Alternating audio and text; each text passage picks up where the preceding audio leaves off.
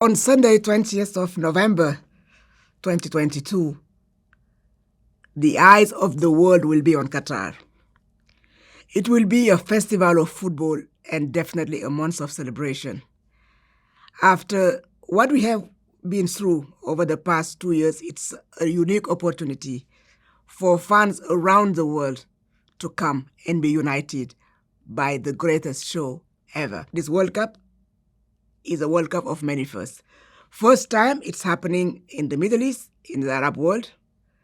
First time where all the teams will be in one city, with their fans around the world being able to come, meet, mingle, sing, dance, and provide positive vibes to the world. People can consider Qatar as a conservative society, like my own country in Senegal.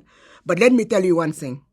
Qataris are the most hospitable people you can find on earth. The food is great. The tea is beautiful. And when you will be walking along this beautiful corniche, you will see something that you have never seen before. You will see magic. You will see light. You will see flavor. You will see smiles. You will see the 32 teams, fans, with their jersey, really enjoying the celebration of their teams. You will see people who will become your long-term friends after the World Cup, but you will especially enjoy one thing: the love of football and its unique power to unite people around the world. No matter your race, your religion, your social and sexual orientation, you are most welcome.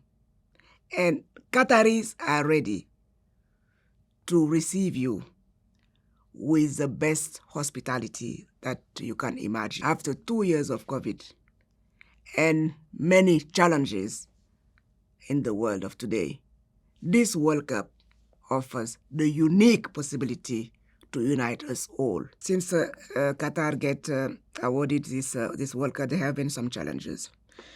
And measures have been taken over the past 6 years, and especially by the new leadership of FIFA, let's face it. The first thing that really should be highlighted for the people who are still thinking that human rights issues have not been tackled in Qatar is the abolishment of the kafala system. Measures have also been taken during the very hot period of the year to protect workers. Inspections have been carried out on the sites where workers are operating, but also in the accommodation part, and in hotels and in restaurants where people will be going for their meals or for their accommodations. We have been working over the past 6 years with the International Labour Organization, with the Building Woodworkers International, with the Center for Sport and Human Rights. And those entities are the ones saying that, yes, in terms of achievement and in terms of progress, Qatar can be designated as a model to follow by other countries in the region. This opening ceremony will be the most dazzling sporting event ever. You just have to remember, for you not to miss a bit of it, you need to be on your seat by 5:30 p.m. And you will see the most beautiful show on earth. The place to be, beside the stadium, of course, is a corniche.